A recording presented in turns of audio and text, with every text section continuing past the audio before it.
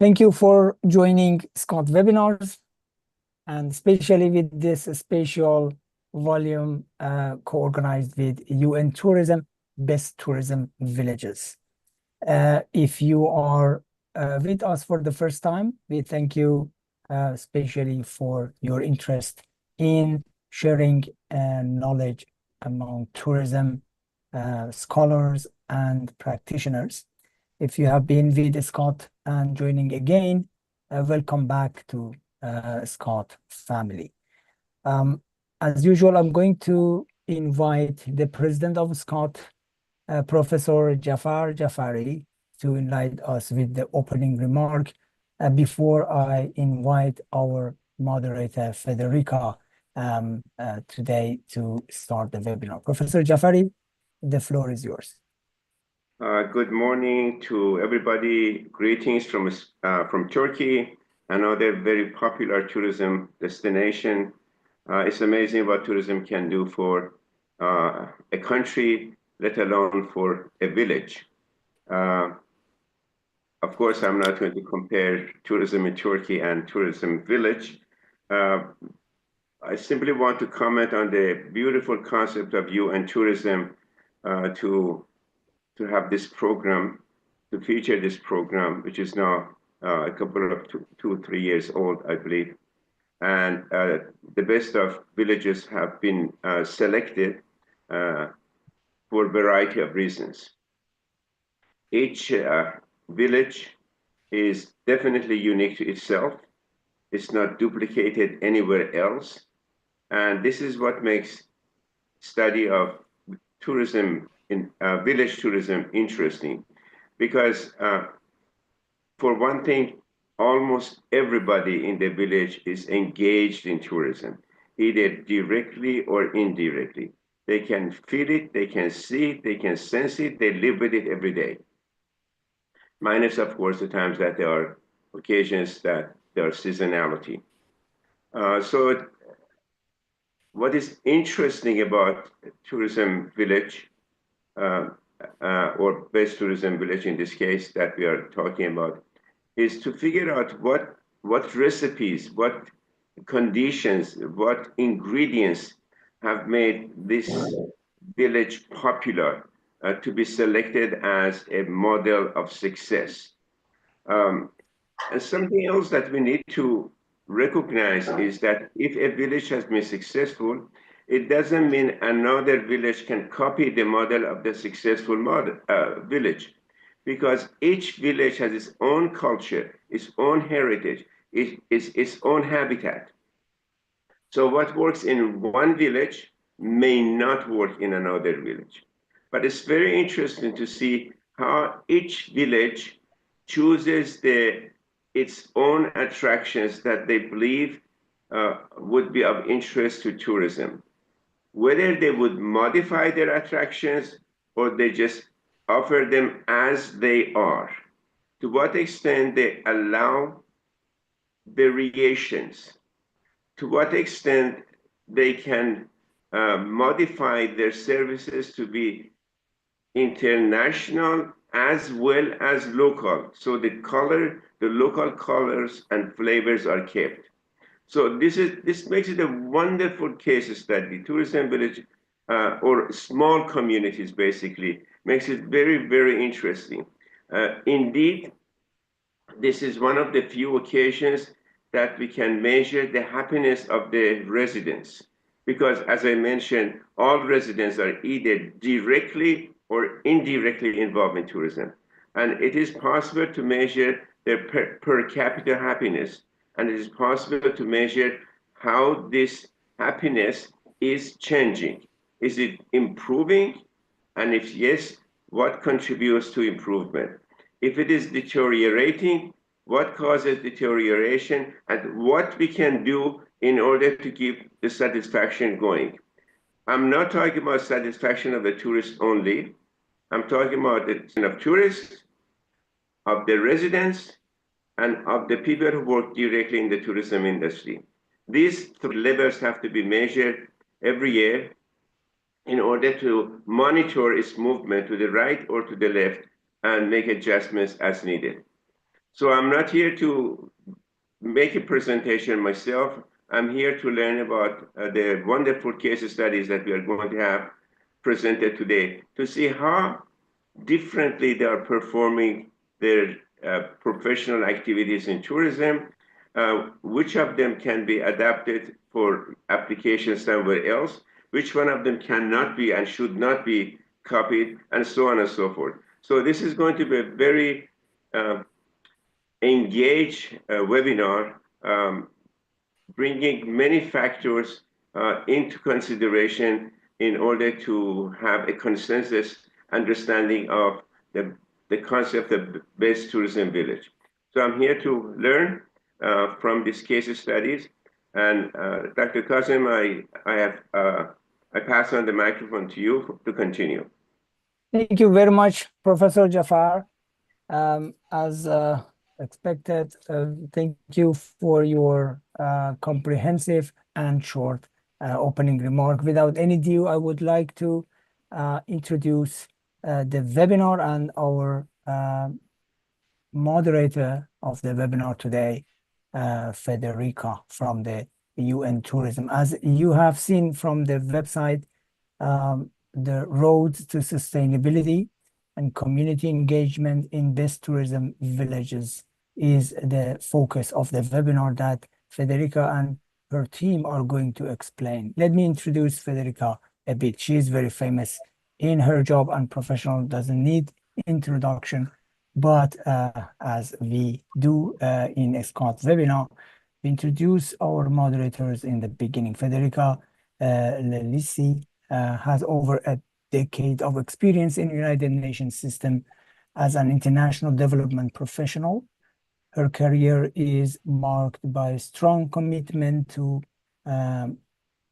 advancing tourism and culture to foster local development and enhance community well-being. Currently serving as a program officer at the UN Tourism Market Intelligence, Policies and Competitiveness Department. Federica plays a key role in shaping and implementing the Tourism for Rural Development program, working across 4 axes: advocacy and outreach, skills development, knowledge creation, and ground interventions.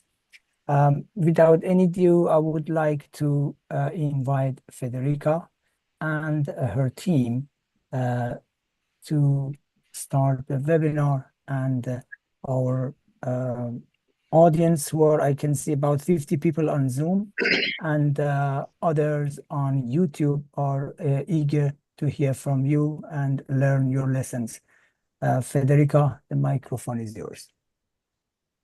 Thank you very much, Kazem, and thank you very much, Mr. Jafari and the Scott family for valuing the Best Tourism Villages initiative so much. This is the 3rd time we join hands with Scott to present the initiative. We had a webinar at the beginning when the initiative was born in 2021, presenting generally what this is about, and then we had one again in 2022, sharing practices from Switzerland and the Republic of Korea.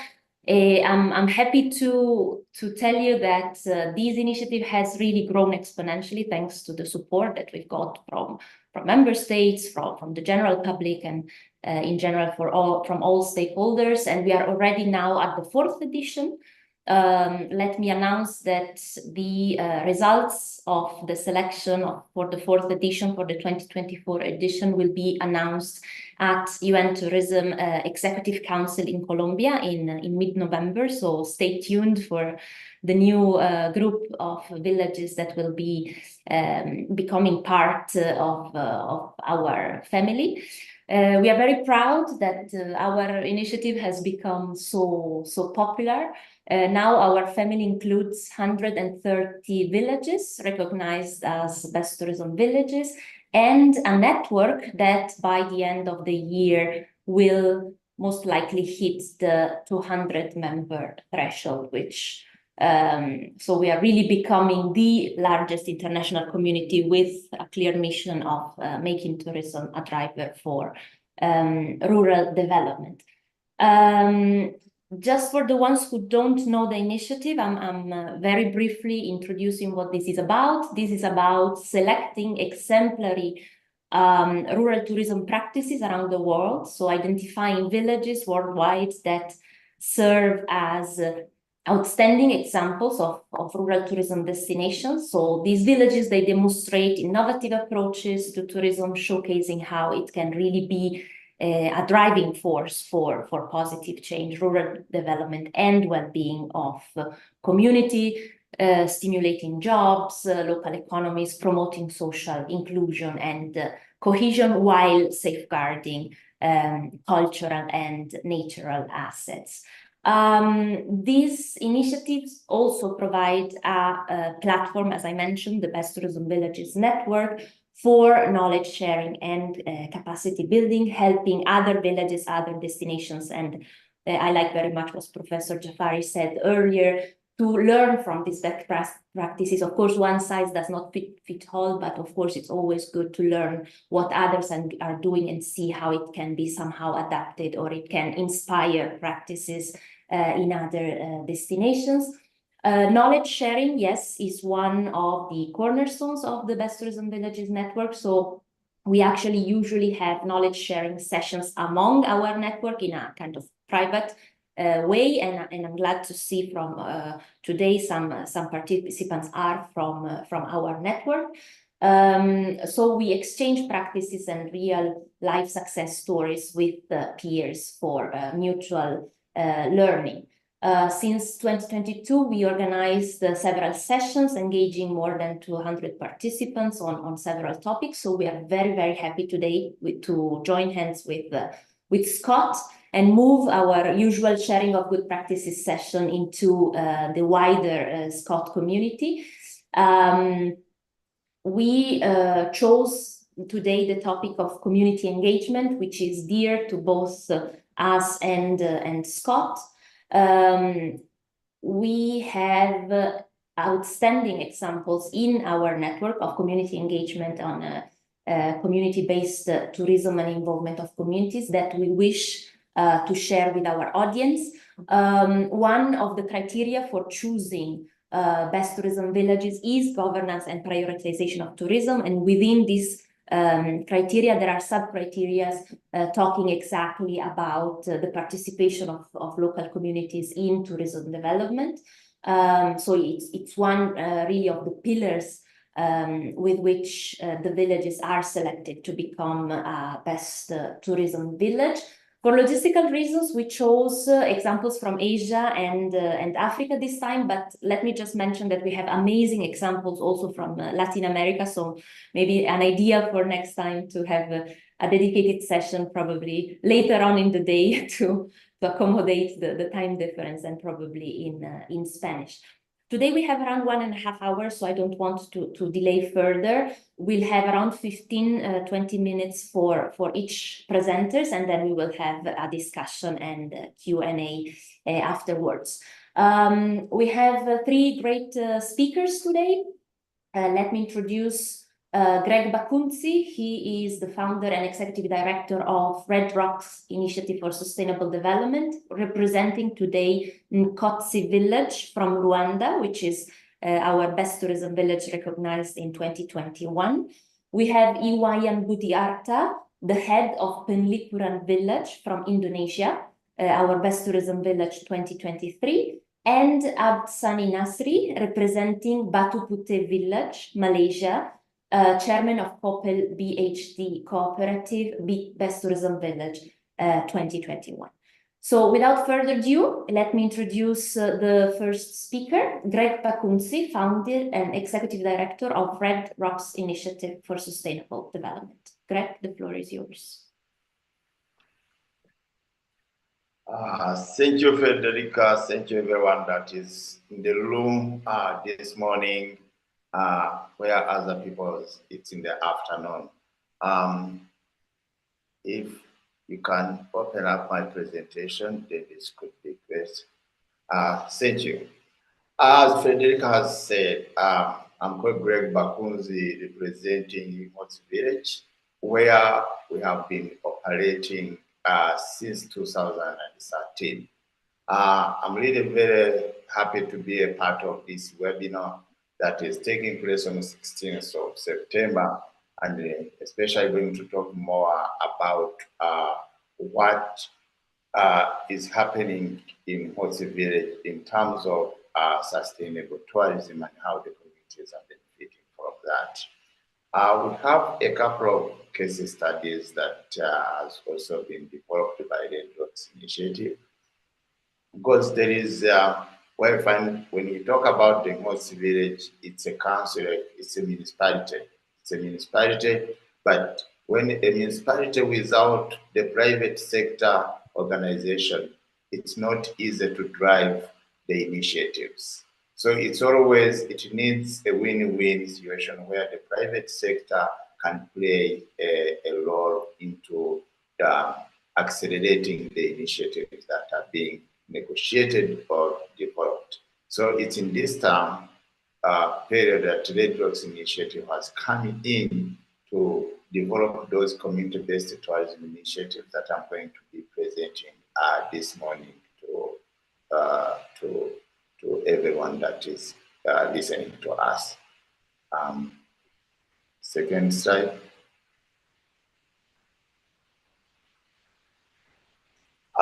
In short, Red Rocks Initiative for Sustainable Development, we are an organization came to existence after IDEA, which came in from Red Rocks, Rwanda.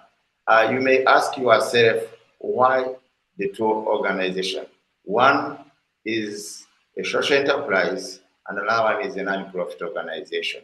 We came up with this model in our village in partnership with Hotz Village, because we found out that sometimes there are some initiatives that are being developed in partnership with the council, in partnership with a non-profit organization. But then at the end of the day, when the council, when the non-profit organization steps out, you don't see them the next day. So we thought, how can these initiatives be owned by the community, but that has got a social enterprise in it, whereby they are helping each other to accelerate them or to turn up to be an education program. So anything that is being developed within our council, within Hotz Village, it goes on to the social enterprise, and then the social enterprise turns it to be a community, a sustainable community program that the communities can benefit from that. And as long as the communities are not benefiting from any program that has been developed, it's not going to be sustainable. They need to have a certain coin, that a certain piece of pie that they are getting from what has been developed. And that's how the three organizations, whereby we have the Hotz Village, the non-profit, and the social enterprise, comes together to make this a success. And that's how even Hotz became the best tourism village in Rwanda. I have even to say, I won't even be shy to say that this is the best tourism village that is also in the country, whereby even other people from our neighboring countries are coming to learn from the model that has been used. So this is one of the success story from our village. Second slide.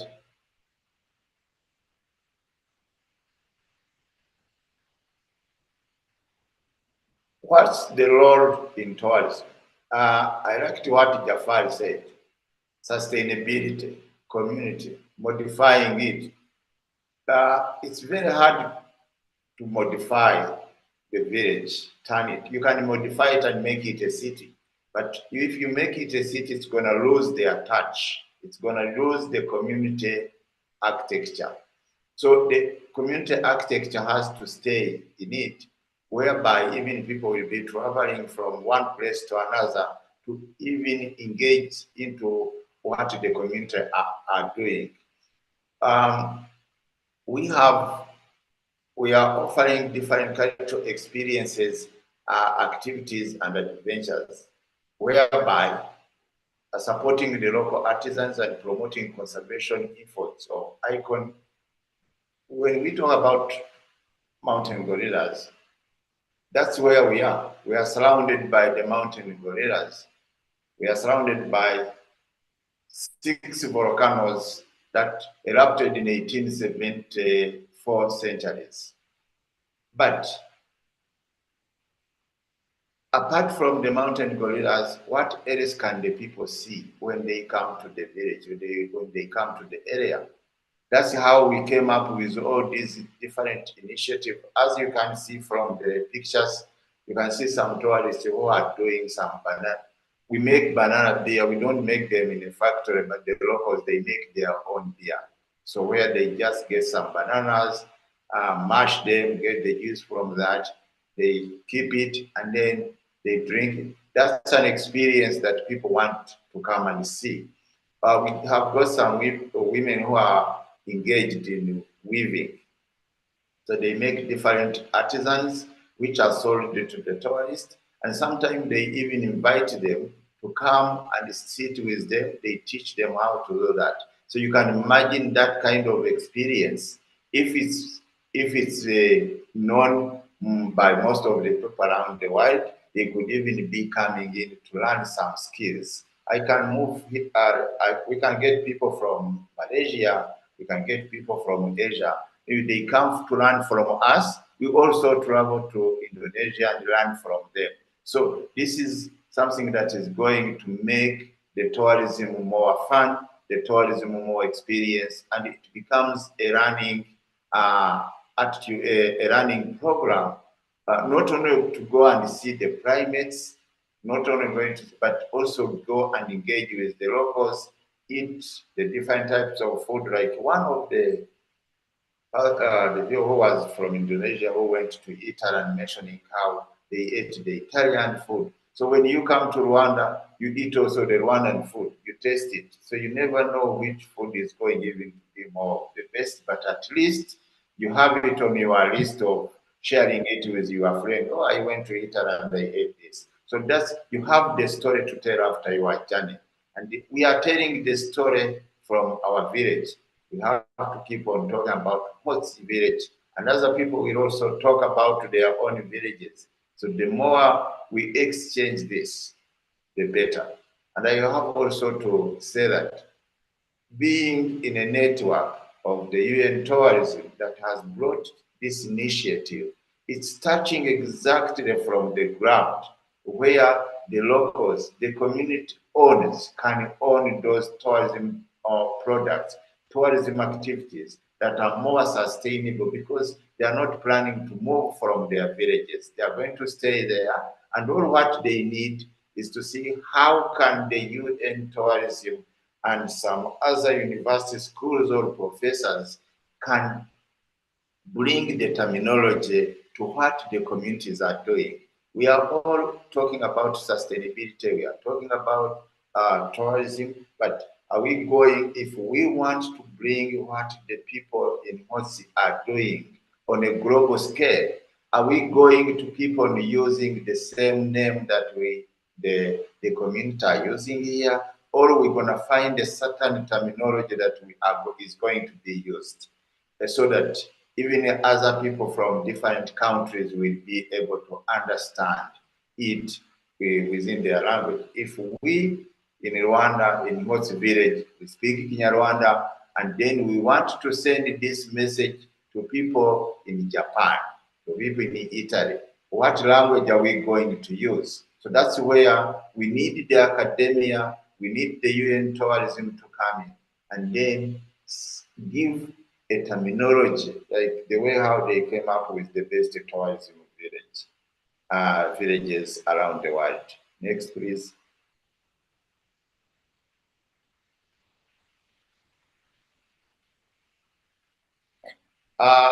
When we talk about experiences, we are talking about the culture, we are talking about experiences, activities. We foster cultural exchange experiences, which provides income for local performances and artisans. They showcase our culture through traditional dance, music, and crafts, storytelling. We travel around the world to hear some stories. You know, we are working out to see how can we bring people to get the experience on what we are doing. Like all the lines that you can see, those are the drums. If such a community is teaching how to do the drumming, the different way how people do it in Japan, the different way how people do it in Indonesia, even if you pay them like a $2 or a $1 or a $5, it goes direct to that person who is teaching them how to do that. And she's going to start giving it a value that, oh, I didn't even know that my drums can feed me, than spending more time in the field. So then they will start preserving it. So that's where preservation comes in. That's where sustainability comes in, because it's being played by the real locals, and who are also going to tell you the story of the different crafts, the story of the surroundings, the story of the music, and the story of the dancing. If they dance, why are they dancing, putting their arms up? There is a reason why that is being done.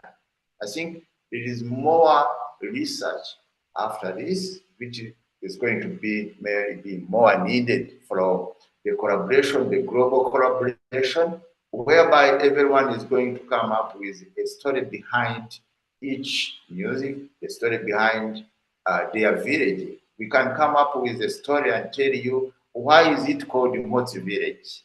Was it called like that? Who are the people who are involved in, what's the population, all those kind of things.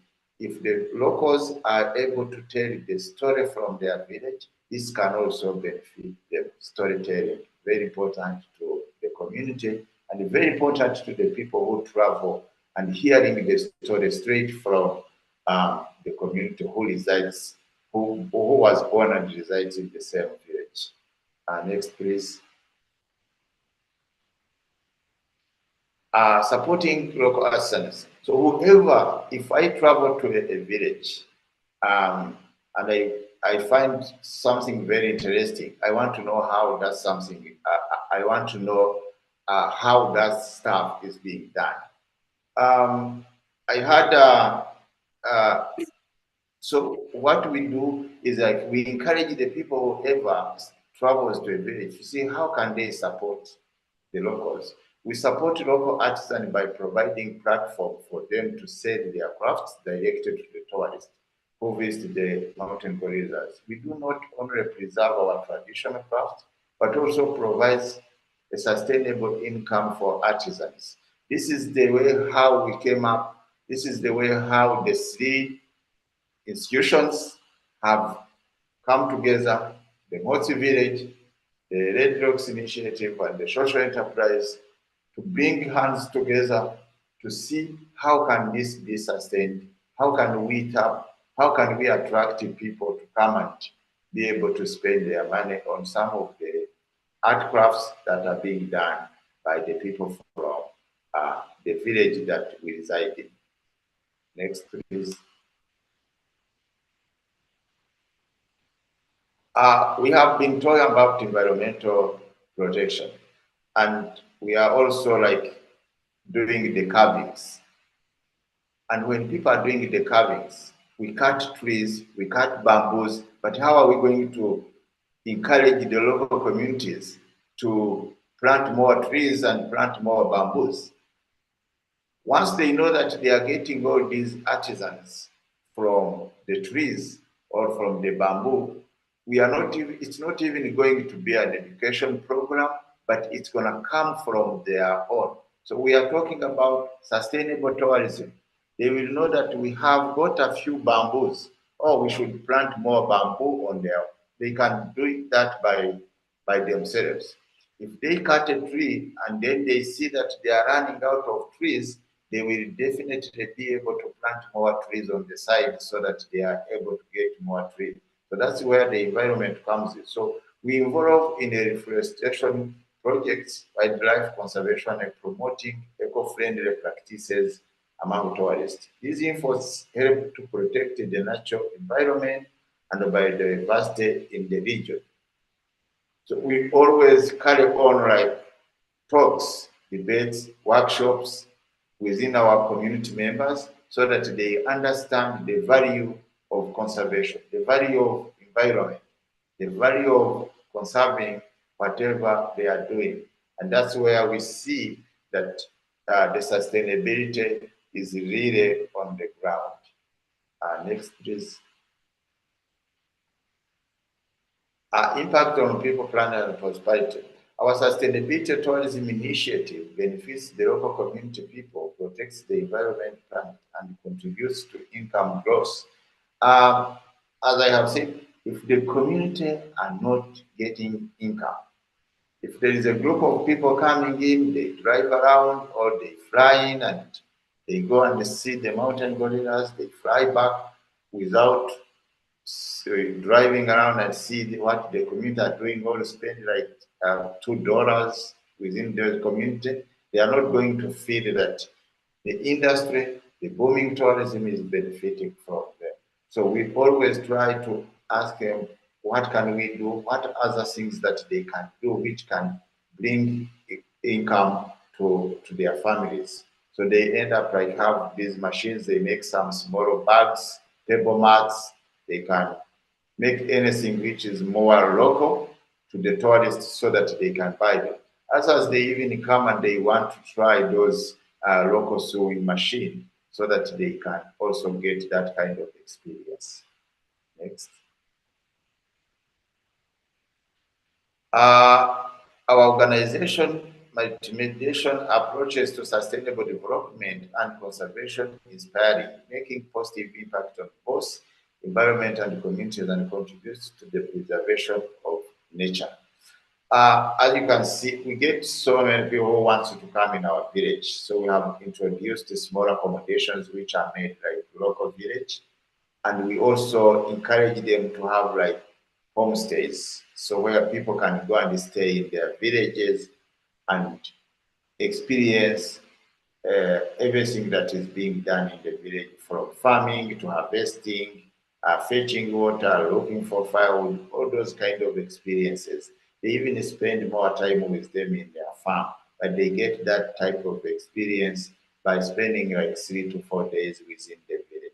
So this has also been one of our sustainability program, which is making Mhosi, which has made Mhosi the best tourism village in Rwanda. Thank you. Thank you, Greg. Thank you very much for the wonderful presentation. And we know we only had limited time, and you couldn't go into details of all the great work that the Red Rocks Initiative does, but we know that very well, and we try to promote it in any platform that we could. So thank you very much, Gregory. I wish maybe to just summarize a few points, or success factors for each of the presenter, if you allow me, because today we will see 3 different models, let's say. So we started with an NGO, which is linked to a social enterprise. Then we will move to a cooperative model, and then we will also see some more traditional way of governance.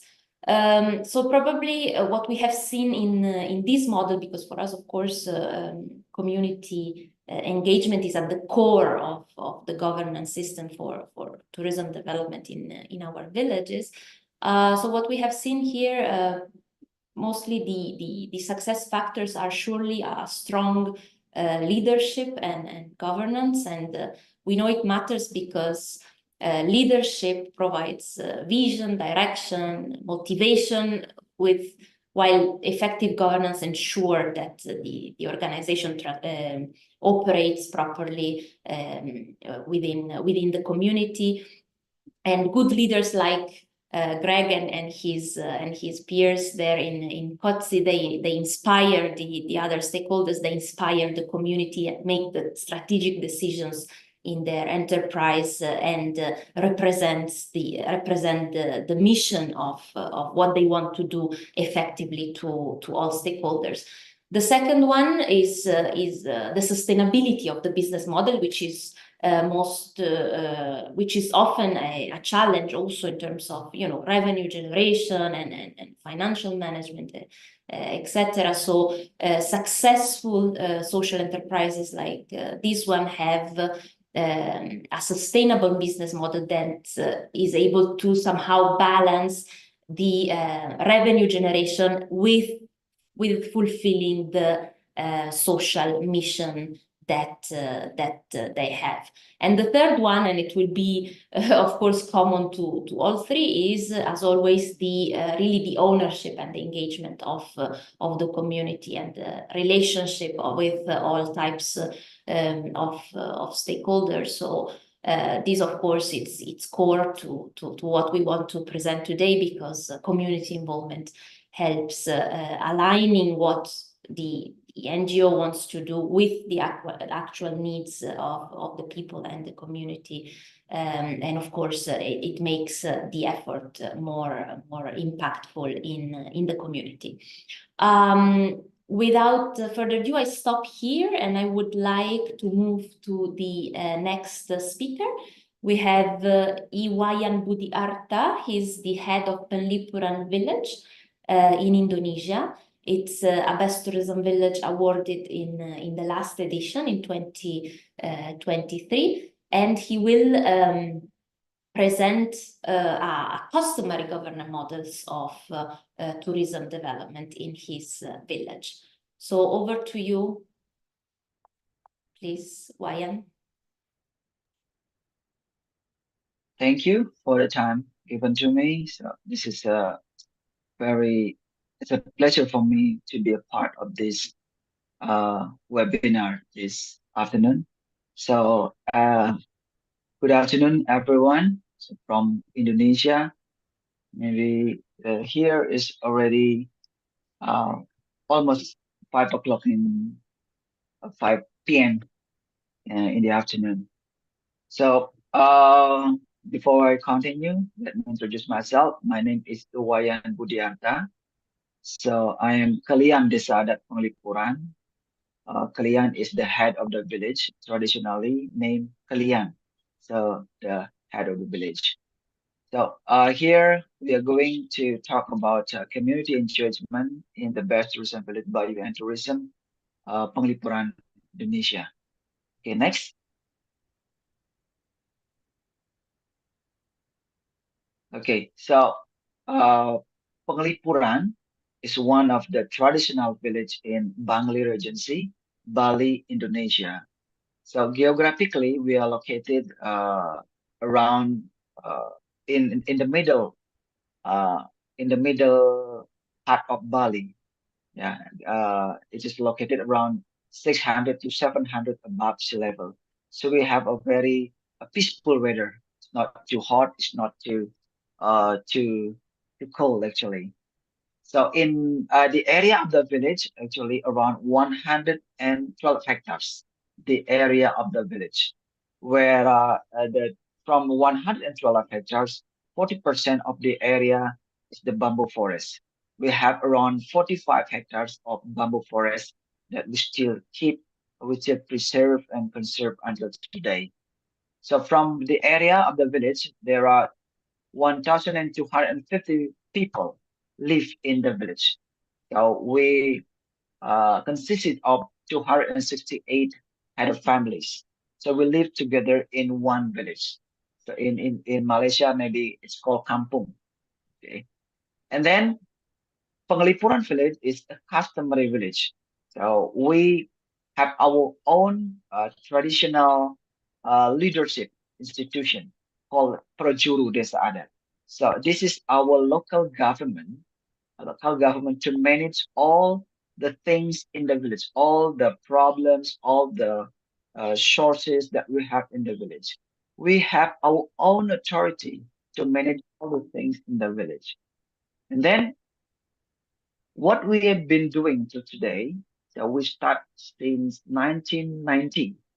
We start the concept of conservation and preservation. So this is the main concept that we still keep it until today, and why a lot of tourists, a lot of people want to see Penglipuran village as one of traditional village in Bali. So in 1990, we start to the people of Penglipuran village start uh, to commit together. They commit together to preserve their traditional architectures.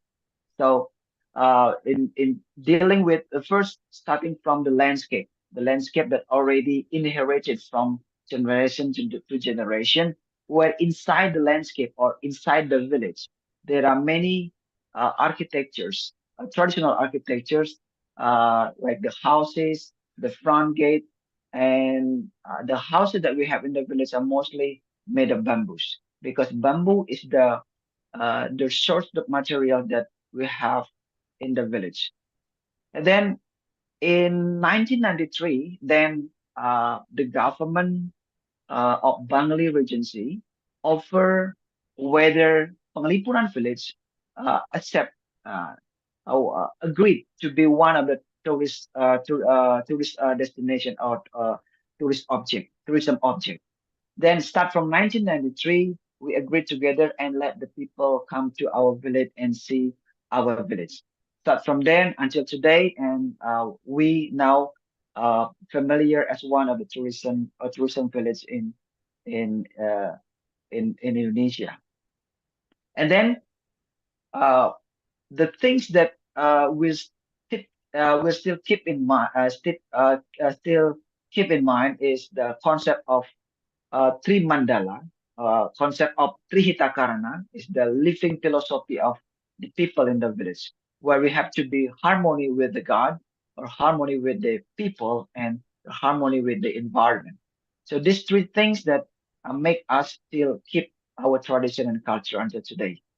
And the first impression whenever the people come to Penglipuran village is the landscape. The landscape of Penglipuran village looks so beautiful, where we can see the zone of the area of the village can be divided into three main zones that we call it three mandala. Three is the tree part, and mandala is the zone.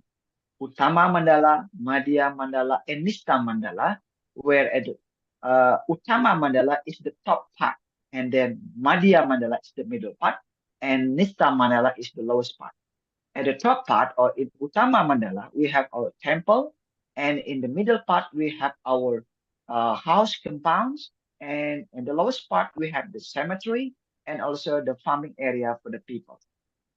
And as an autonomous uh, government, a village, we have our own laws and regulation. We have the written one and unwritten one. The written one, we call it awik awik.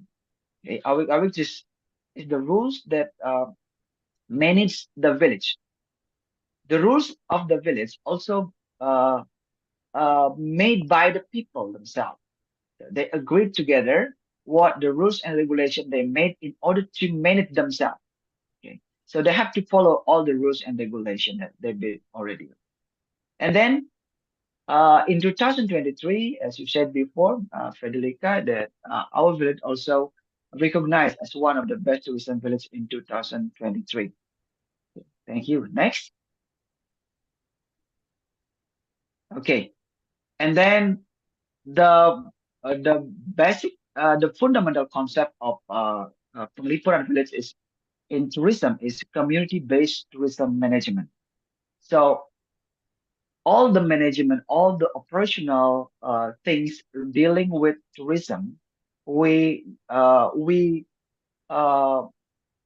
make all the community get involved in this inside.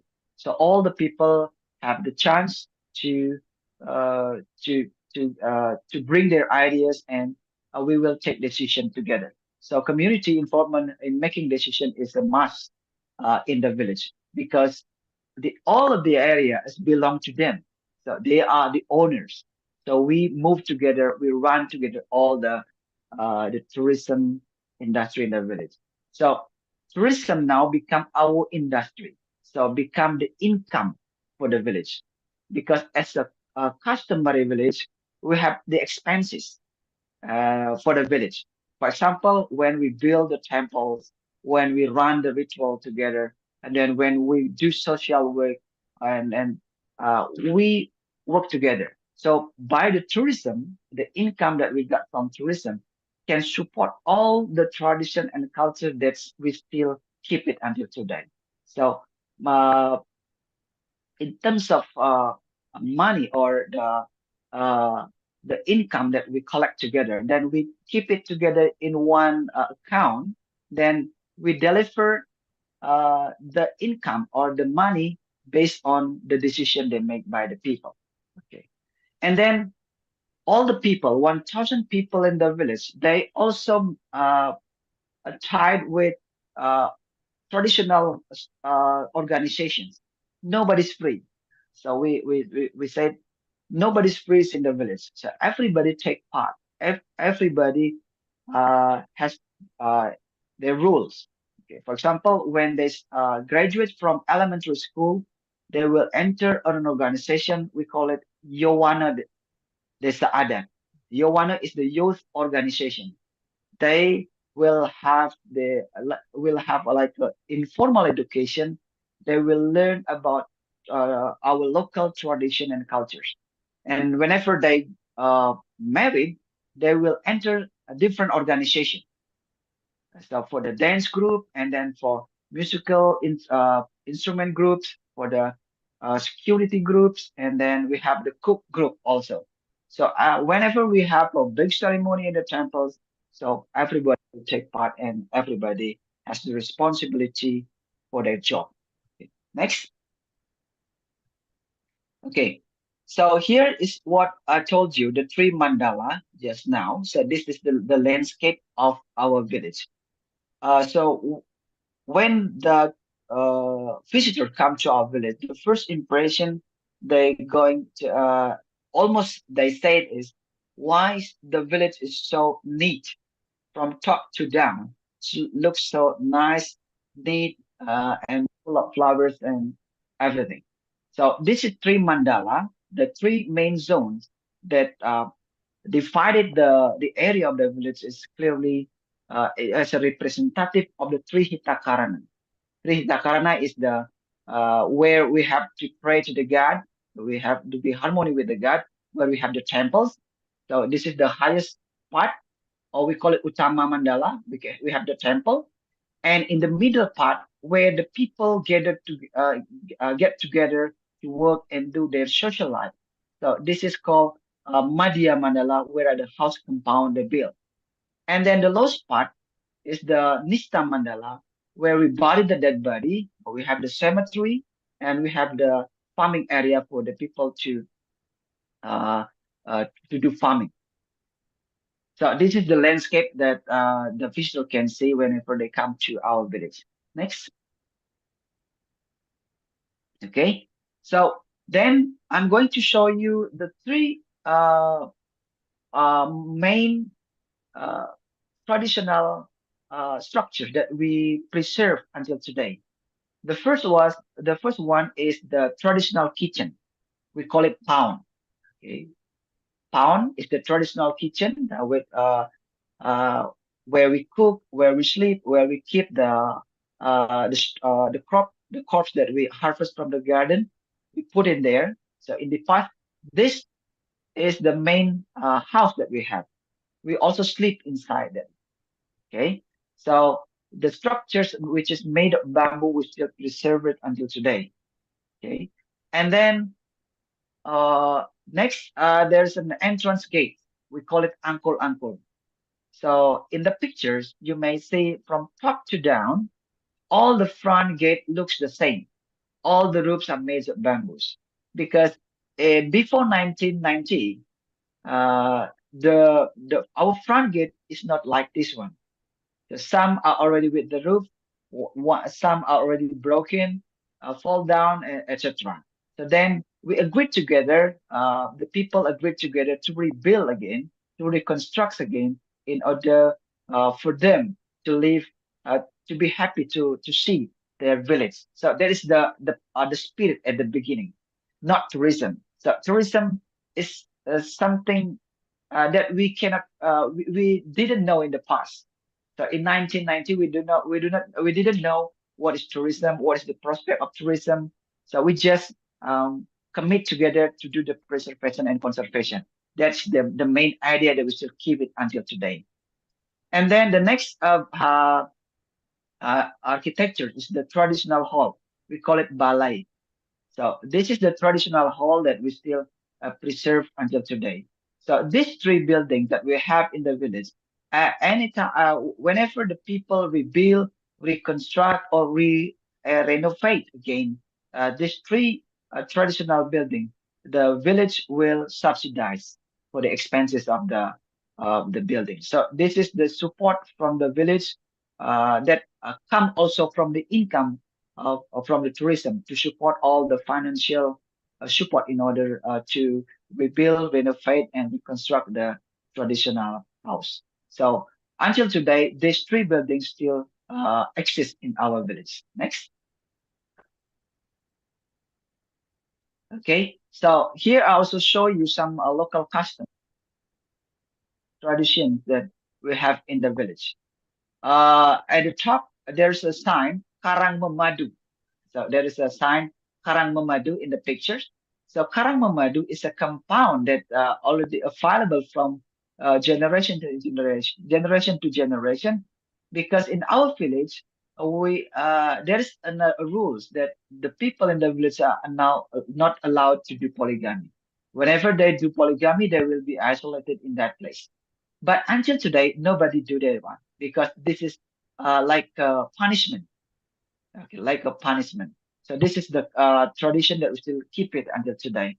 And the next picture, there's some people are dancing. So this is the performance that we perform during the Penglipuran Film Festival. We have we have regular festival every year. So this year is the 11th festival that we held already. So the next pictures are also the people parade with their boxes with the offering on the head. So this is a tradition that we still have it until today. Next. Then start from 2022. Okay, start from 2022. We start um, uh, to to manage the bamboo forest or the bamboo area, because 45 hectares of the bamboo area just managed traditionally by the people, and now by the tourism we want to make added more value, to give more value for the bamboo area. So we have like an activity inside, like a cycling.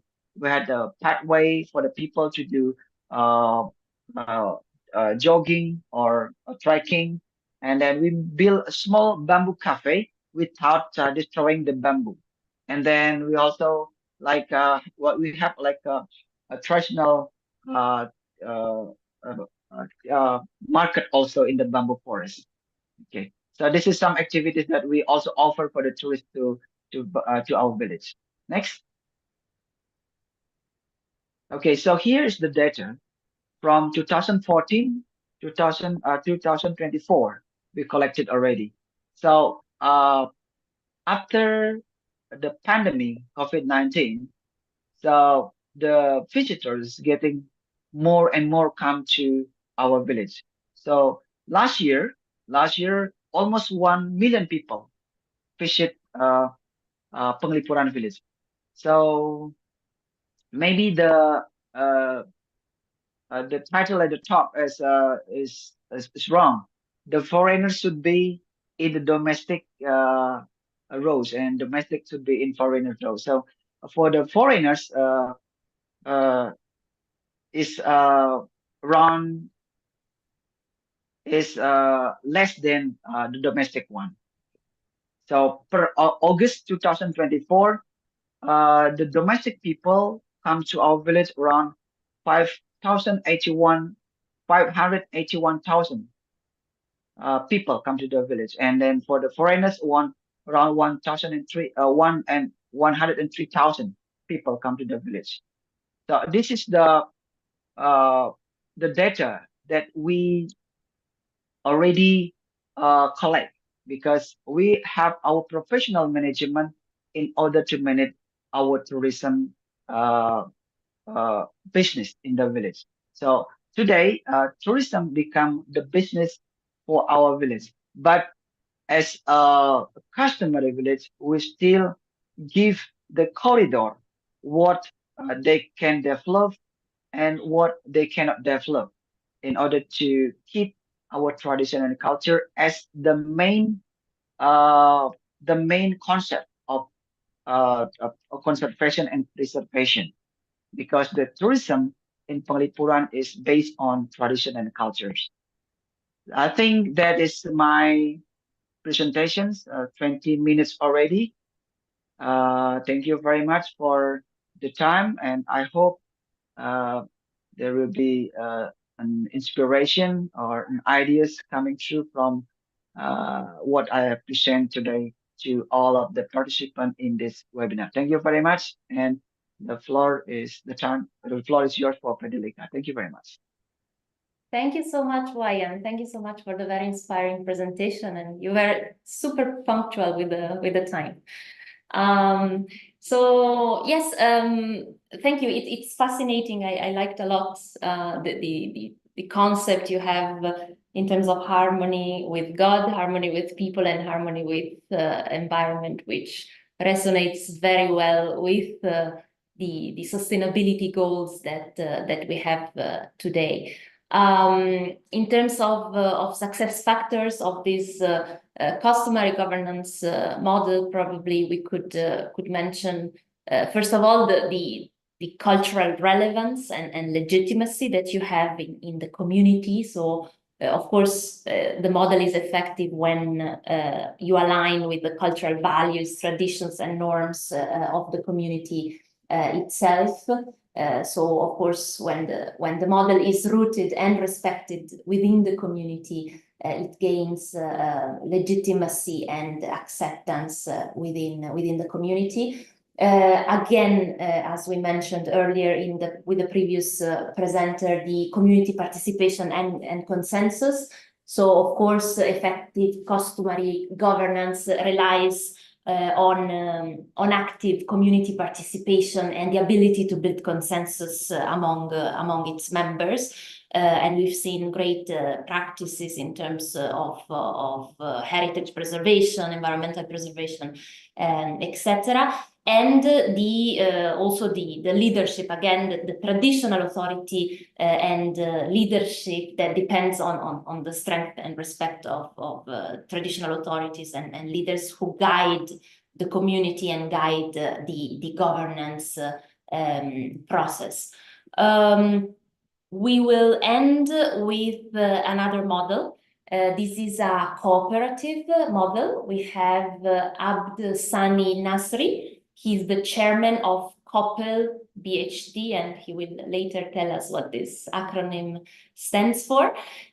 He's representing Batu Putih village from Malaysia, recognized as Best Tourism Village in 2021.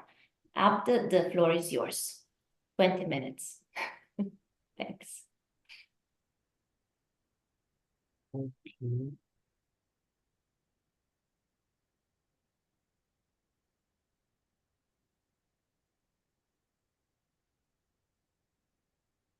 Yeah, everyone can see my screen, my slide. Yes. Yeah. Okay, dear honorable organizers, esteemed panelists, and respected attendees. Rikot Kau City Kampung Batu Putih. Do you know what that means in Sungai language? It's mean Rikot Kau City means welcome to Kampung Batu Putih. I'm Abdul Sani bin Haji Nasri, the chairman of Kopel Berhad. It's a great honor to stand before you today and share the story of Kopel Berhad and Kampung Batu Putih. This rural village in Lower Lane, Kinabatangan in Sabah, Malaysia has a population about 2,400 villagers. We are mostly from the Orang Sungai ethnicity, which means people of the river. We are feel grateful that in 2021, our village recognized as one of the best tourism village, BTV, by the United Nations World Tourism Organization. So today I will present to you on our road to sustainability, the Kampung Batu Putih and Kopel experience.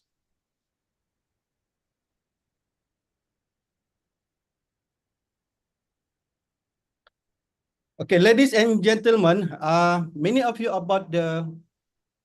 know about the history of the Sustainable Development Goal (SDGs). In 2015, all UN members states agreed to this global blueprint to end poverty, protect the planet, and create a better future by 2030. You know what? Before these goals was recognized worldwide in 2015, my community in Kampung Batu Putih had already set an almost similar vision in 1996 that matched this SDG.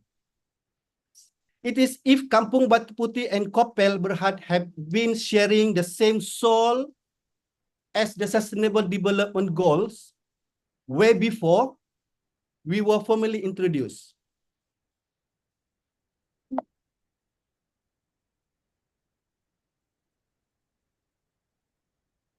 So when you look at the screen, you can zoom it. Kampung Batu Putih is known for its lower land rainforest. Sadly, many years ago, illegal and overlogging, land conversion, deforestation, and fires severely damaged this area. The survival of our natural ecosystem was in danger. But the young people of Kampung Batu Putih realized the need for action before it's too late. In 1996, the Mascot Initiative was established to save our rainforest through conservation and restoration project funded by the World Wildlife Foundation, WWF. So Mascot stand for Model Ecologically Sustainable Community Tourism. It was started by 30 young visionaries from a collection of small villages in Kampung Batu Putih. During this time, I was only 22. Now I'm 50 years young. And I'm proud to stand here today to share our inspiring story. In 2003, Mascot was replaced by Kopel Berhad. This is a 100% community-owned ecotourism cooperative. It was created to establish a corporate body at the community level. It served as a central platform to strengthen our ecotourism business activities and to provide a more sustainable income for our people. They were mostly from the Orang Sungai ethnic background, coming from the 5 villages of Kampung Batu Putih, which are Mengaris, Perpaduan, Sentosa, Paris, and Batu Putih as well. Kopel also aim to also preserve and promote the Sungai culture through many activities, such as culture shows.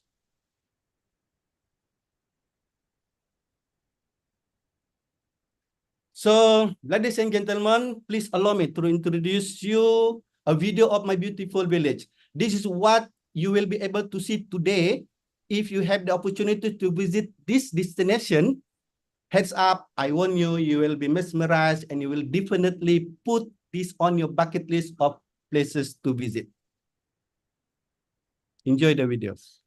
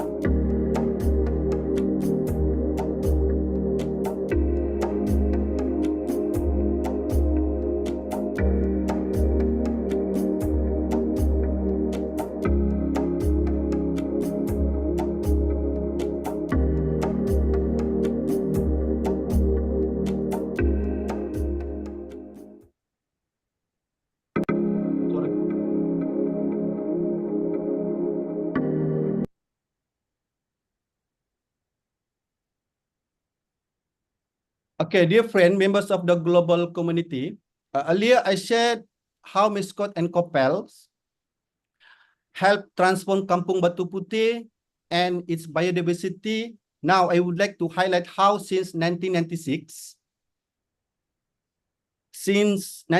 we have aligned our effort with the UN Sustainable Development Goals.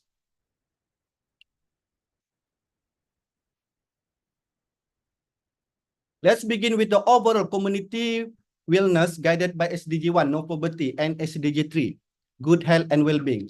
Over 20 years ago, poverty was a major challenge in Kampung Batu Putih, with the Sungai people relying on the rainforest for their basic needs. When large-scale deforestation began in 1960s down to the 1990s, many locals lost their land and livelihood. As a result, they become desperate for alternative ways to survive. Kopel Berhad address poverty. Today, we have empower local with jobs, entrepreneurial skill, and sustainable income sources. Now, over 50% of villages earn sustainable income from ecotourism activities like homestays, river cruises, guided eco camps, like guided eco tours, and so on. Our approach created job and improved the overall health and well-being of our 2,400 strong community. So we promote active lifestyle through jungle trekking, tree planting, and organic and smart farming.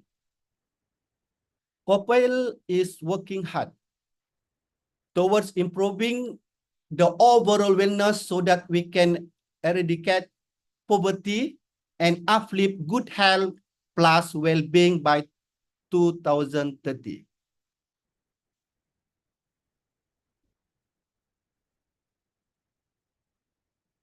Okay, next is on the importance of learning culture guided by SDG 4, quality education. Years ago, Kampung Batu Putih had a low literacy rate, and a few people had a chance to study beyond a primary or secondary school. For many, like, for example, like my father, a school gardener, and my mother who cannot read or write, education was just a dream. But look at me. I'm standing in front of all of you as a chairman of COPER, representing Kampung Batu Putih as one of the best tourism village, sharing my knowledge and experience. Who would have thought? Not even my father or mother, this would not be possible without quality education. By improving our economy through community-based ecotourism, poverty decrease and educational opportunities increase. Number one, we provide funding for poor family and young people to pursue higher education. Now, many first and second generation Mascot and Kopel members have advanced their studies. Our commitment to lifelong learning is for all ages through professional certification to ecotourism and conservation skill trainings. We also practice knowledge sharing. For example, our environmental education program has benefited over 10,000 participants worldwide. By fostering quality education, we equip our community, visitors, and other participants in our global knowledge, learning, and sharing.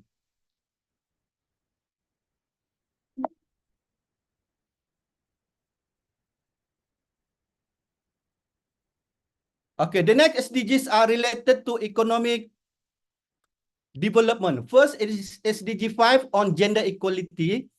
In my family, I am surrounded by women.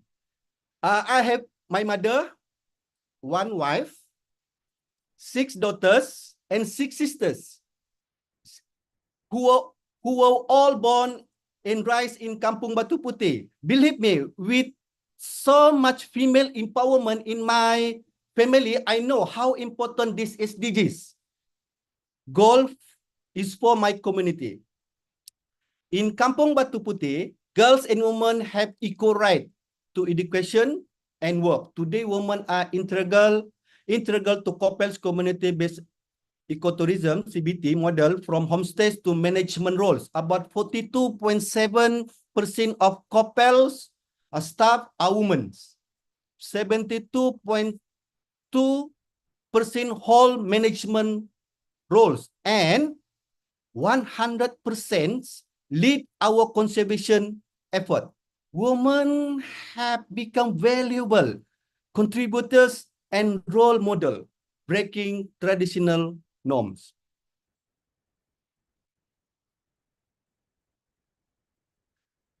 Moving to SDG 8 on decent work and economic growth, Kopel CBT model has created over 180 local jobs, ensuring fair wages and sustainable growth. Activities like the Tungok Rainforest Eco Camp, Sunset Wildlife River Cruises, and the Miso Wildlife Homestay have boosted our economy significantly. Our revenue is growing from below 200,000 ringgit in the year 2000 to 1.2 million ringgit to 2.7 million ringgit annually between 2014 and 2022. I believe this is an incredible feat for a cooperative which is 100% owned by villagers from a rural area. Each year, Kopel makes sure to reinvest its profit back to the community. Our CBT model has proven that tourism, when managed responsibly, can be a powerful tool for economic growth and development.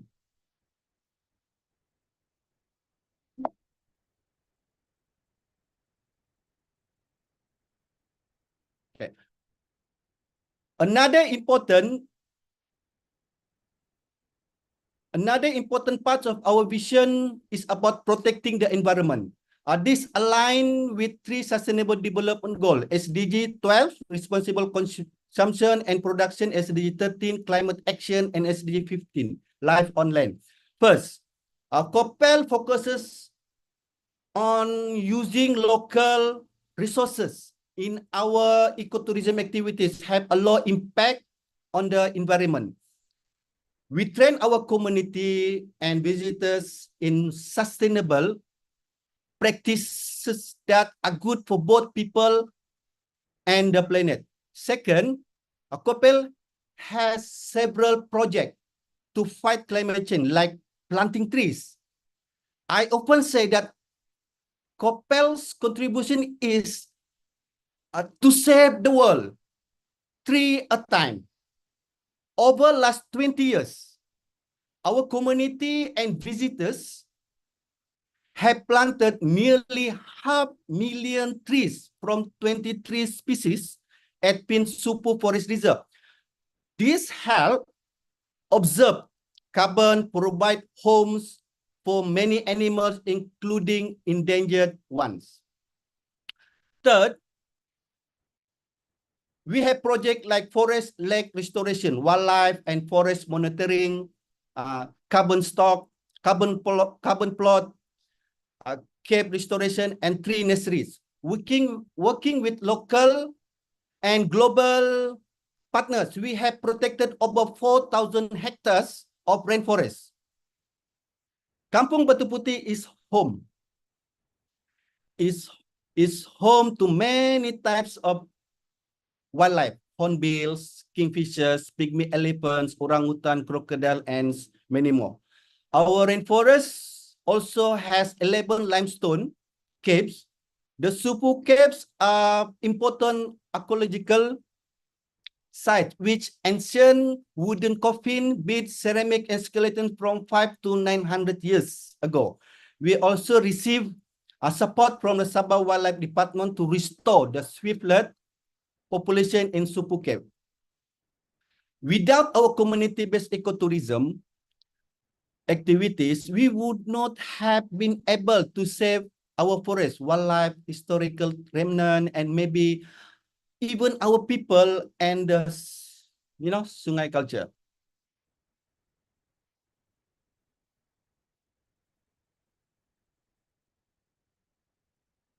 Gopal understand that achieving SDG 17 partnership for the goal is very important. By working with over 48 strategic partners, we have accomplished much more for Kampung Batu Putih than we could do alone. We started with WWF in 1996, and now this synergy has expanded. Some of them are the Malaysian Cooperative Societies Commission of Malaysia, SKM, the Ministry of Rural and Regional Development, and the Ministry of Tourism and Culture, the Hasana Foundation, the Sabah Forestry Department, Sabah Wildlife Department, and of course, now UNWTO. I must say this.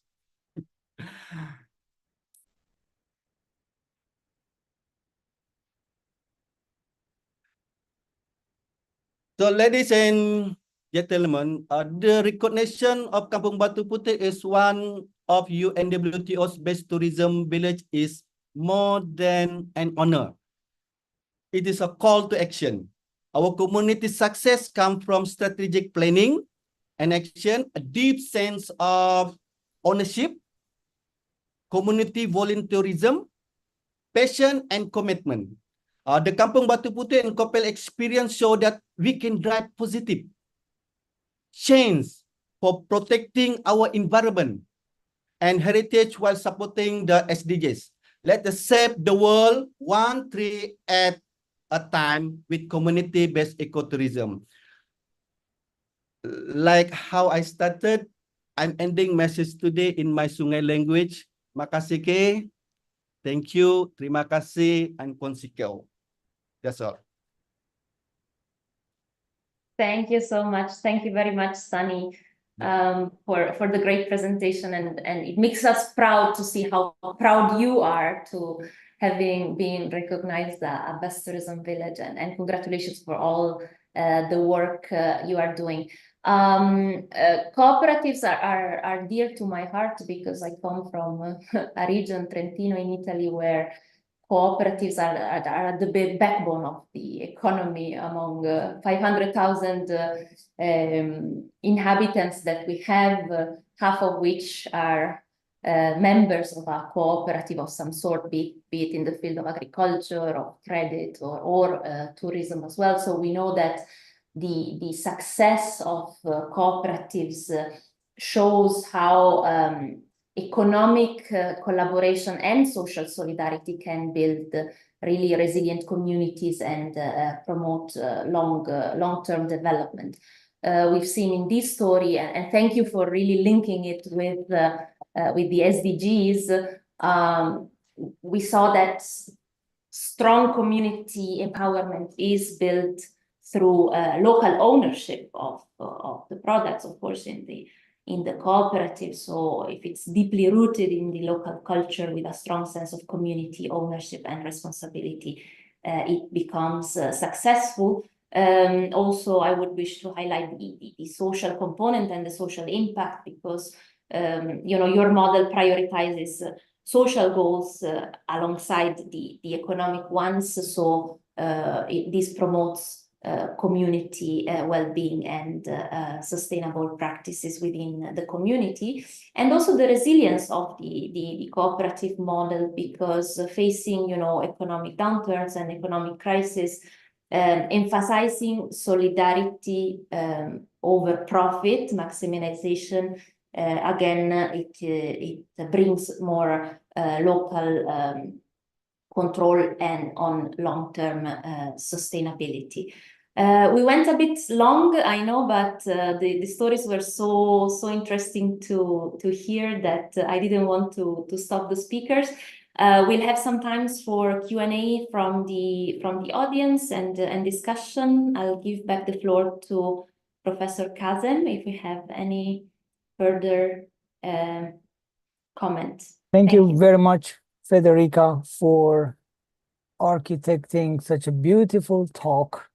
I really enjoyed each presenter's case is unique, and we have a lot to learn. We're not going to copy one model and paint the village is impossible, but we can learn. And listening and watching to these cases, it's food for thought. And you summarized and commented each presenters shortly after each, which was very helpful. I have a specific question for all the presenters before I give the floor to Professor Jafari for the conclusion, which is the community involvement. As I saw a lot, and I've been working with small communities around the world myself, and I'm interested to know in each case that we talk about conservation, we talk about nature, social, and let's say human involvement and contribution. But tourism is a consumer. People are not coming to a village or to an area to conserve our nature. People come to consume it. Their resources will be I'm interested to know that from each speaker, what is their key success element to make it sustainable and to make tourism benefit the nature, benefit the culture, benefit the economy, and how it happens in their local language, if I can say. So we are very eager to hear from our presenters. Through you, Federica. Thank you so much. Thank you for the question. Anybody wants to start? Sunny or anybody? Right? Yeah, I'm quite happy to start. Thanks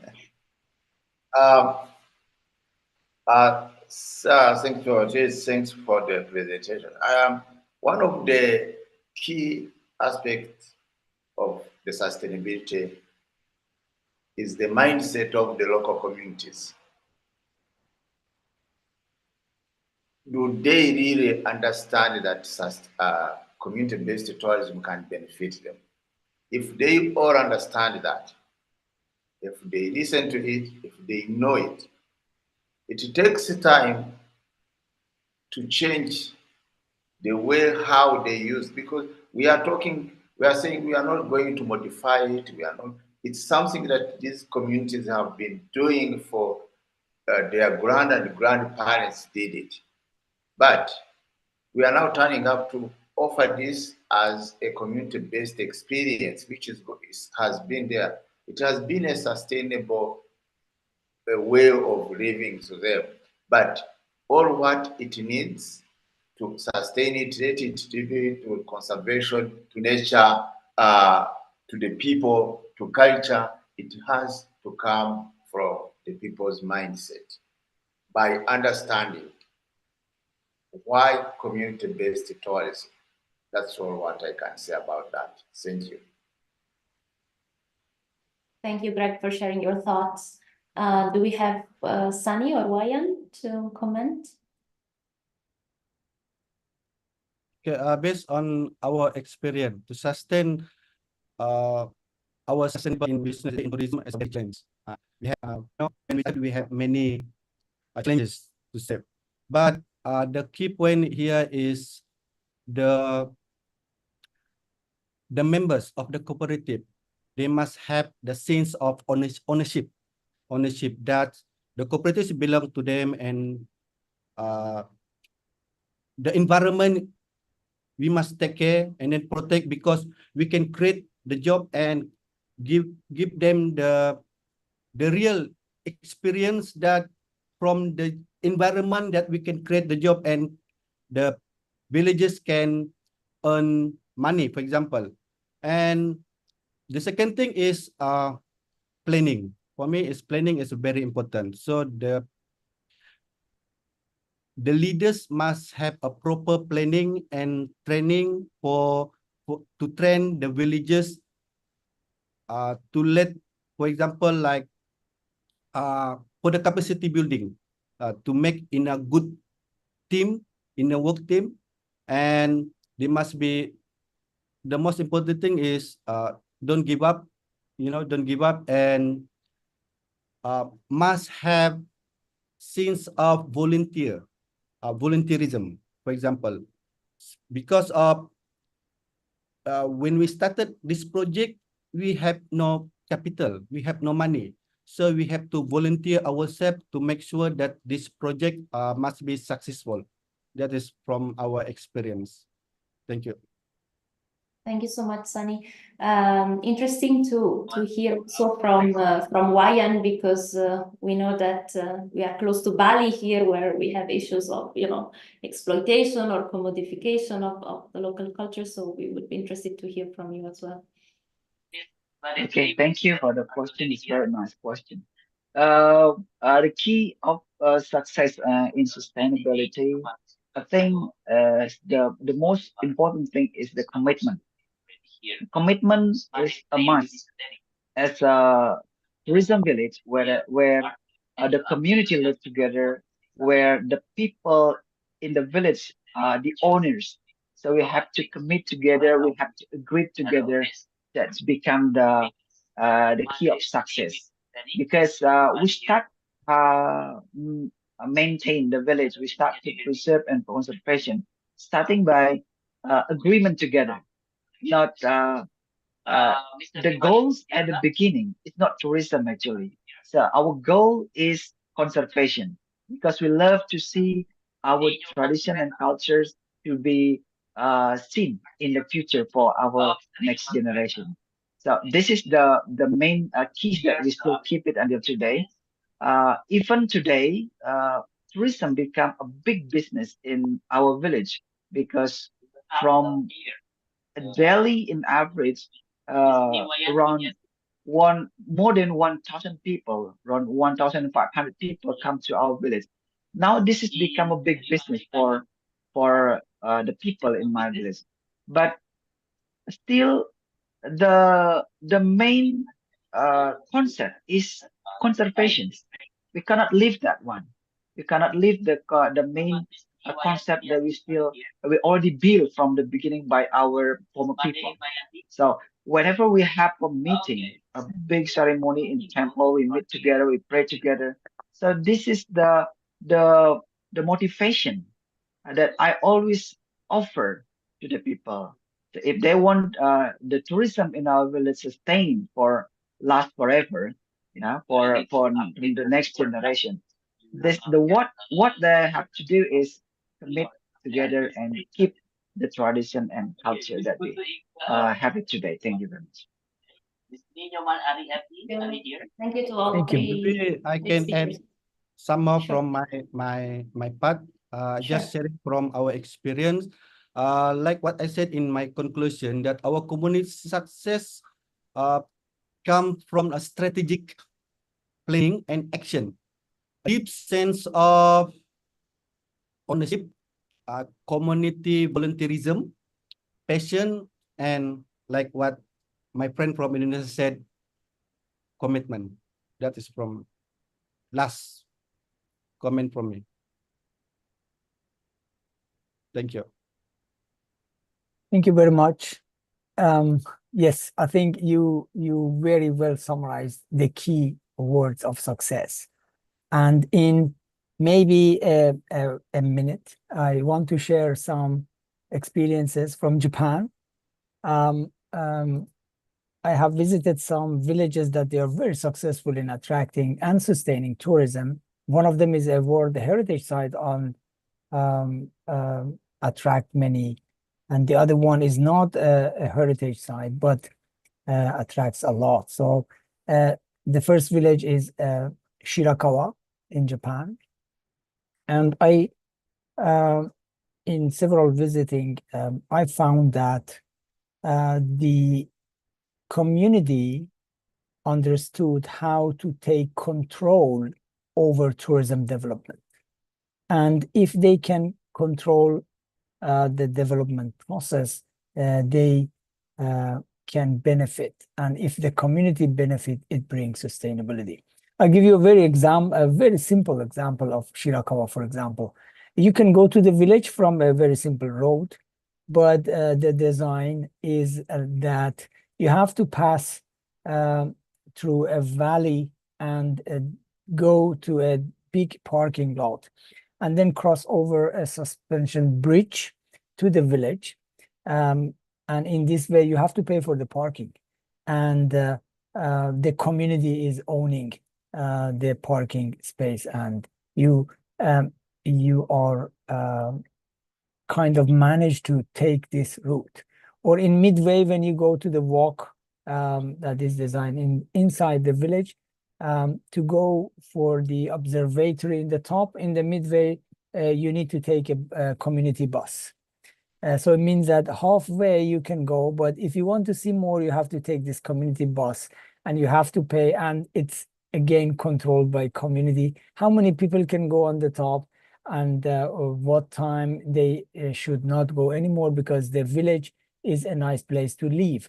I want to borrow a sentence from our Professor Jafari that always says, a nice place to visit is a nice place to live. So which means that the community and the visitors' need should be balanced.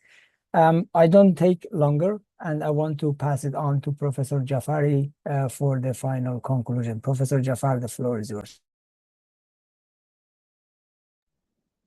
Thank you very much, Dr. Kazem. I think you did a wonderful conclusion yourself. Federica did the same thing. This was a wonderful panel. Thank you very much, Federica, for, as Kazem, using a vocabulary word from Kazem. Thank you very much for architecting this panel, putting a panel together and making sure that the parts come together and fit together. It is an art, and you have mastered this art. I truly enjoyed from all the three presentations from two different continents, so wide apart and then so similar in many respects. And I just like the last part of the webinar of today, when we started asking questions from members of the panel, and this way we can make comparisons. And I would like to suggest to Federica and the team from UNWTO that organize such webinars to once have a webinar on best tourism villages and have a certain questions created in advance and ask all of them to respond to the same question so that we can figure out why one is more successful than the other, why one is able to do it more easily than the other, and so on and so forth. And I came up with some of my own questions, which goes along the line I just told you. For example, I didn't learn enough today. I learned a lot on many things, but for example, I didn't get a sense of, are we talking about domestic tourism in these villages or international tourism? And of course, it could be a mix. And if it's a mix, where is the heavy part? And it makes a huge difference if we are talking about serving local people or serving international tourism. In some respects, local people would be harder because local people think or pretend that they know the culture, and local people have to fit into that situation themselves. For international tourists, would be more, they want to know more how authentic this is or how much it has been commercialized. So another question that we could, for example, ask is to what extent the culture of the tourist is influencing the operation. For example, Japan was made by Dr. Kasem. If there were a large percentage of Japanese tourists coming to your village, what would you do to make your tourism product better understood by Japanese tourists? In other words, what happens when we have a certain culture coming to the village again and again and again, then the local people begin to understand that these cultures think and act differently and may adjust their own presentations accordingly. So it would be interesting to see how these things goes across the board from country to country or from continent to continent.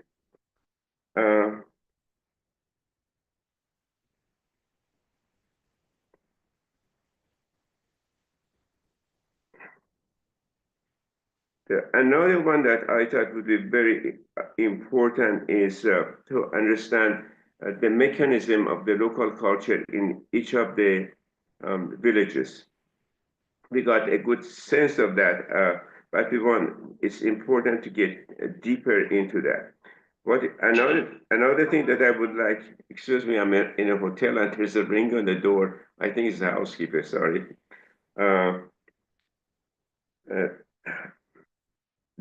The percentage of real to fake tourism. Excuse me, I have to go and answer the door. Sorry. No problem. Until Jafar comes back, Yeah. I think you got in the chat. The recording of the video will be available in Scott YouTube. So please watch later. And we have a video at the end of the webinar. Jafar, back to you. Okay, thank you. I ask you to come back later. And I could go on and on with examples that would allow us to make comparison between and among the villages to figure out what makes them more successful. The part that I heard at the end was very important to me, that conservation is not all about nature, but it is all about culture as well. In most sustainable tourism development projects, the environment becomes the front, but the culture is the one that really gets going things. The culture itself has influence on sustainability of nature. So these things need to be evaluated.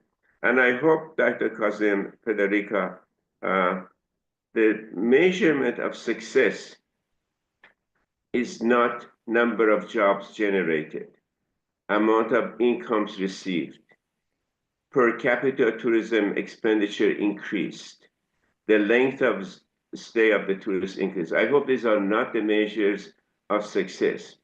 The measure of success, in my opinion, I'm a cultural anthropologist, is the happiness and satisfaction of local people.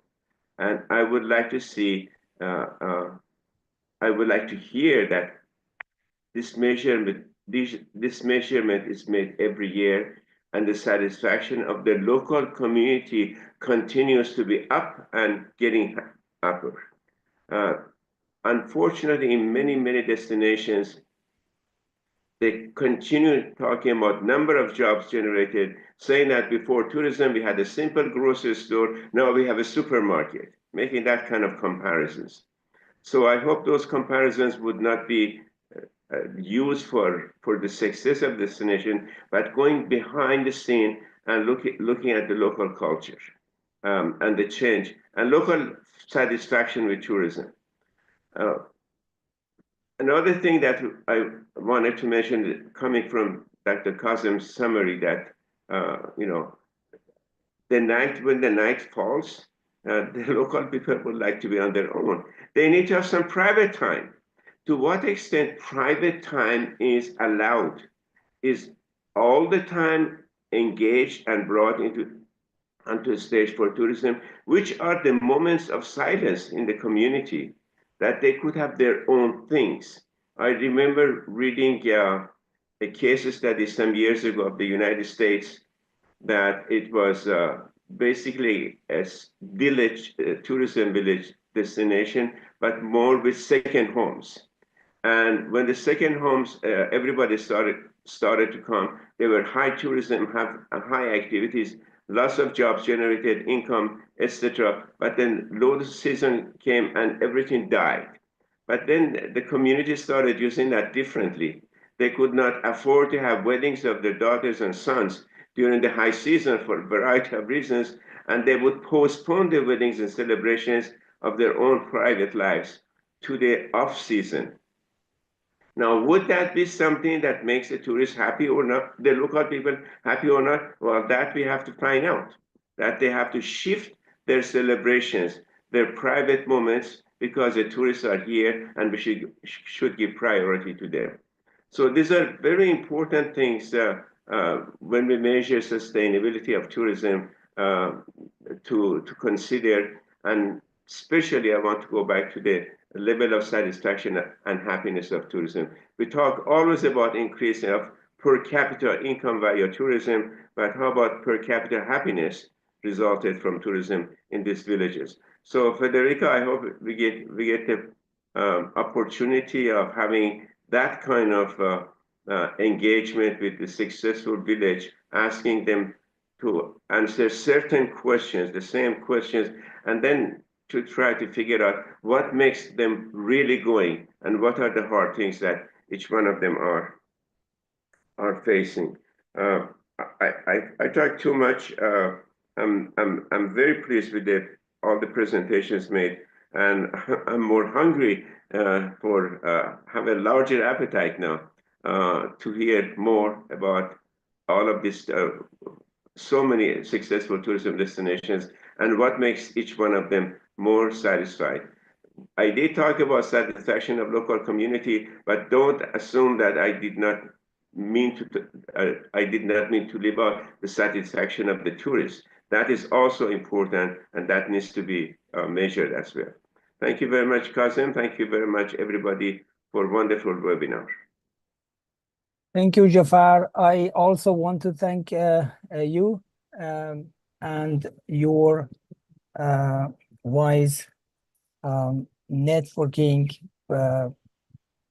that made this webinar possible with Best Tourism Village team. And a very special thanks to Federica and her colleagues in the UN Tourism. I think we had about 90 webinars in the SCOT series, and we have Best Tourism Village as a satellite webinar that, if I'm right from, let me see the SCOT admin people. Yeah, about 800 people have watched your webinars, Federica and Sandra, who is not present today, which means that you are doing a great job. And these webinars are recorded and available for free to anybody who is interested to watch in SCOT video libraries. We have got comments from university students who are studying about sustainable tourism, and they are looking for case studies and places in their, many of them, they found it in their own countries with very reasonable cost and feasible distance to visit and study. And thank you for bringing this chance for us to learn from these successful examples. We are going to have a group photo. The cameras are open. So the audience who are willing to take photo with us, the camera is open. And at the end of the webinar, we are going to play a video that is provided by UN Tourism. Federica, back to you for the final words, if you have. Thank you very much. I wish to briefly just thank Professor Kazem and Professor Jafari for always the wonderful opportunity to join hands with Scott and amplify our community of viewers and stakeholders and bring the good practices of the best tourism villages to a wider audience. I wish to thank the team here, Maulita and Mega specifically, and everybody who supports the initiative. Thank you very, very much to the speakers, Sunny, Greg, and Wayan for your wonderful stories and we hope that there will be opportunities in the future to showcase more stories from our villages.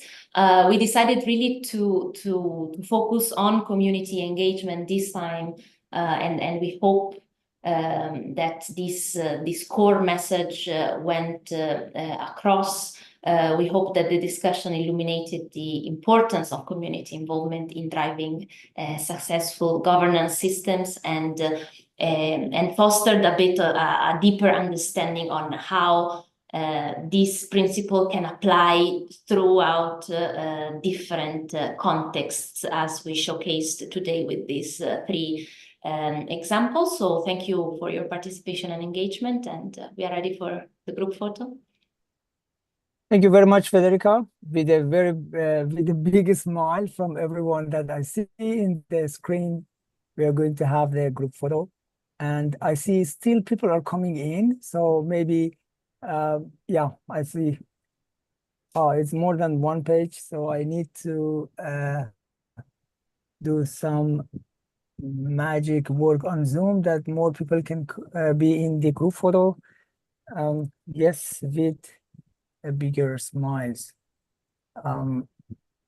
Perfect. And thank you again.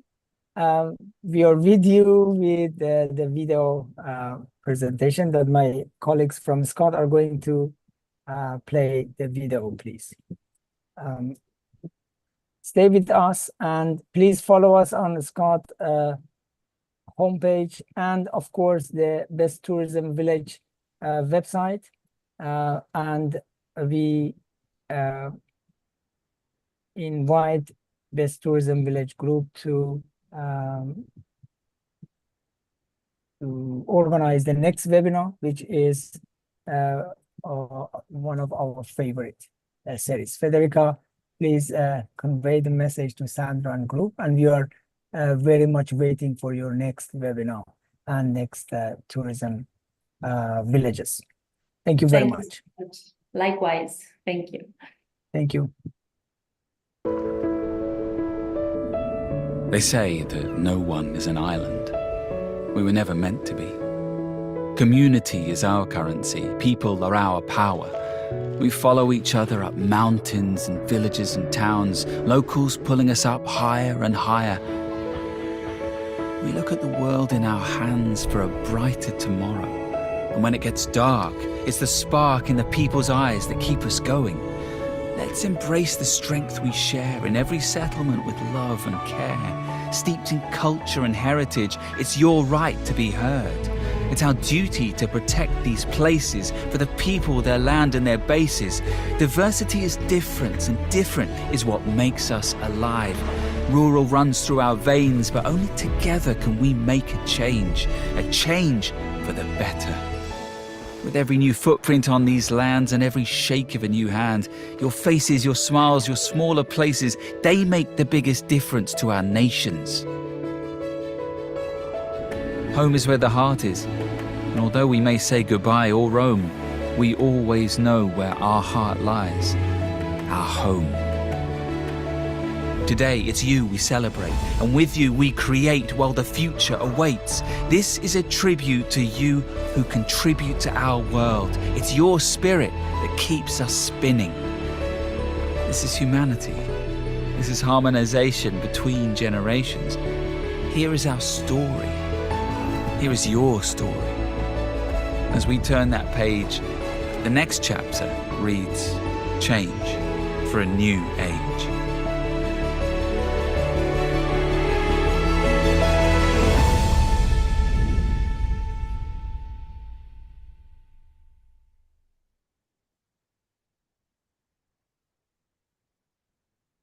Thank you again, and see you everyone in the next